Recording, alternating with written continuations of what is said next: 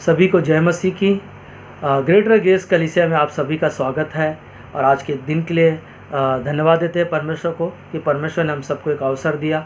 और आज जो परमेश्वर हम सभी से बातें करेगा उसके लिए भी हम परमेश्वर को धन्यवाद देते हैं। तो याकूब का किताब हम लोग जाएंगे। याकूब का किताब 4 अध्याय वचन 8 में ना, तो जो मुख्य वचन है उसके बारे में हम बात करेंगे। परमेश्वर के निकट आओ तो वह भी तुम्हारे निकट आएगा ना। निकट आने का मतलब है कि नज़दीक आना ना, नज़दीक आना। और इंग्लिश में बोलते हैं क्लोज ना, एक नज़दीक रहना ना। परमेश्वर के निकट आओ तो परमेश्वर भी निकट आएगा। तो आज का जो टॉपिक है कि परमेश्वर के निकट आना ना, निकट आना, उसके करीब आना ना। तो हम लोग देखते हैं कि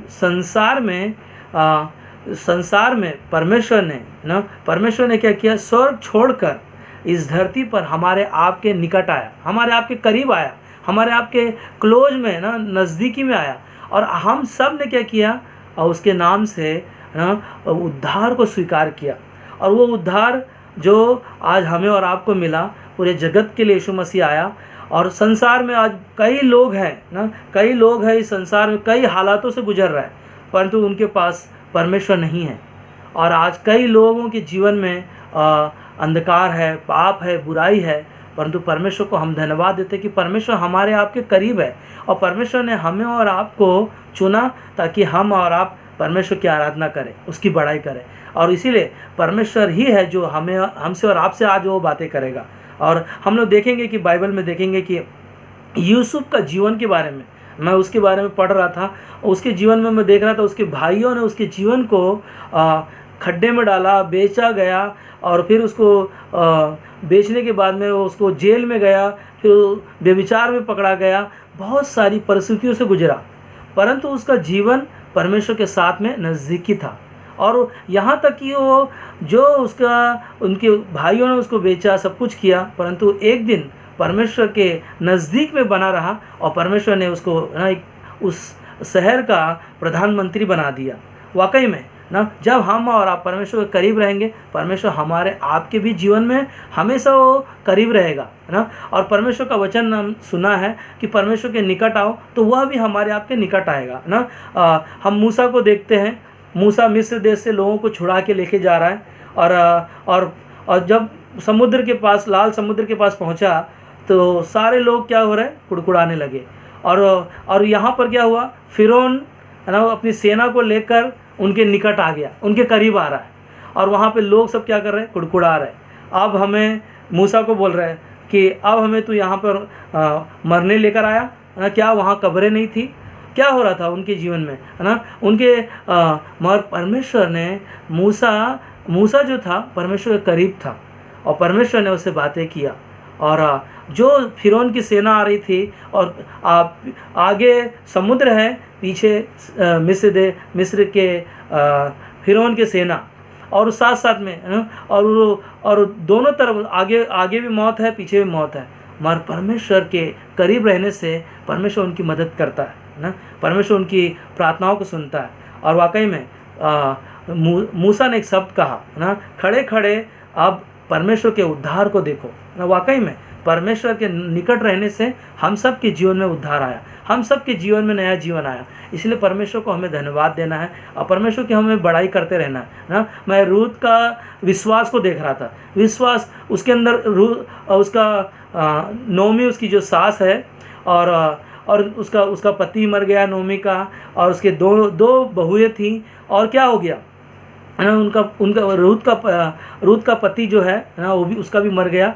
और मगर एक चीज़, रूत के अंदर जो विश्वास था वो महत्वपूर्ण था ना। रूत ने बोली नोमी को, तेरा परमेश्वर मेरा परमेश्वर, जहाँ तू जाएगी वहाँ मैं भी जाऊँगी।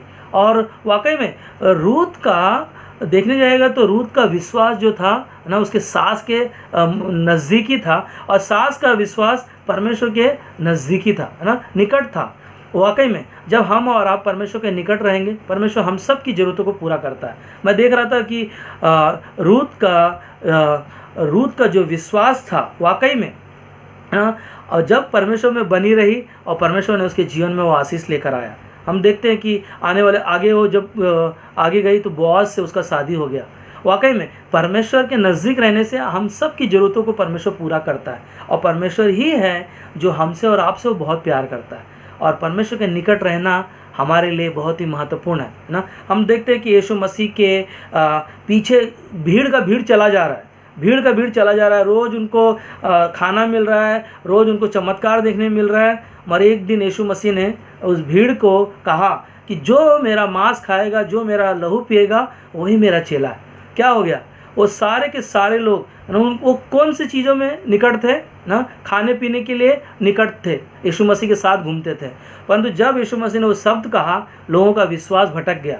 और क्या किया वो लोगों ने, है ना, सब छोड़कर चले गए।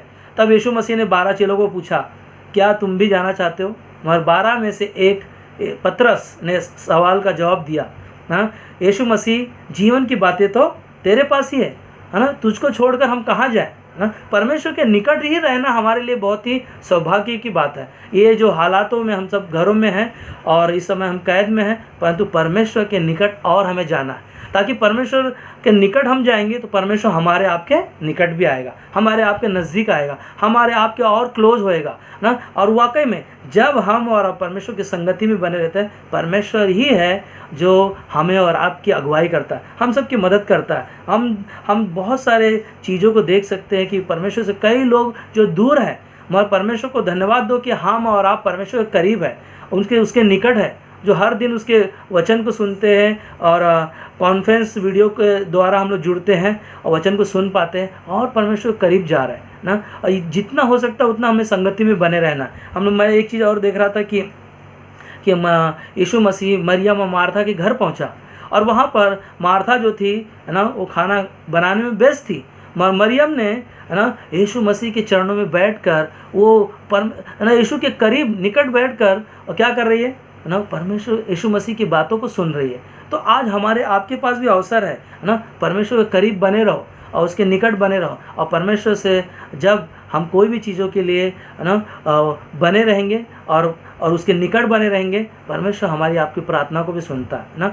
जैसे कि पवित्र आत्मा यीशु मसीह ने हमें एक सहायक के रूप में हमें दिया, ताकि उसमें हम बने रहे ना। पवित्र आत्मा आज हमारे आपके अंदर है और वो हमें हमारी सहायता करता है, हमारी मदद करता है। पवित्र आत्मा ही है जो हम परमेश्वर के निकट में बने रहते हैं हमेशा, क्योंकि 1 कोरिन्थियों का 3:16 में कहता है कि तुम परमेश्वर का मंदिर हो, तुम में मैं रहता हूँ ना। परमेश्वर हमेशा हमारे करीब है, हमारे निकट है ना, हमारे नज़दीक है।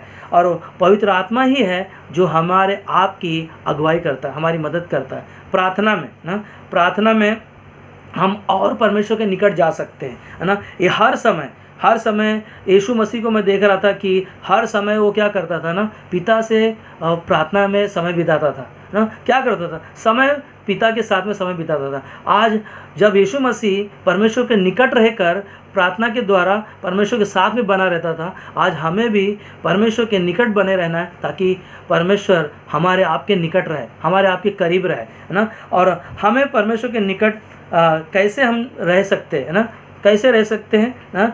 हम पास्टर के द्वारा हम, है ना, परमेश्वर के निकट और जा सकते हैं। उन वचन सुनने के द्वारा, उनके द्वारा जो वचन सुनाते हैं उनके द्वारा हम सुन सकते हैं।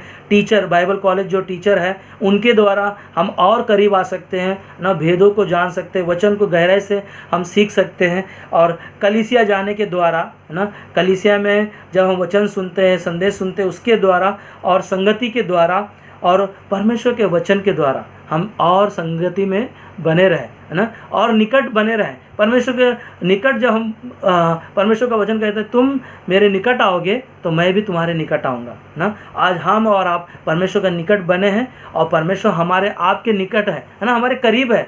तो हमें और आपको परमेश्वर ने अपने नज़दीकी में रखा है, तो हमें भी परमेश्वर के नज़दीकी में बने रहना है। हालातों से हम गुजर रहे हैं, समस्याओं से गुजर रहा है, परंतु परमेश्वर के नज़दीक में बने रहो ना। परमेश्वर के निकट आओ तो वह भी तुम्हारे और हमारे निकट आएगा।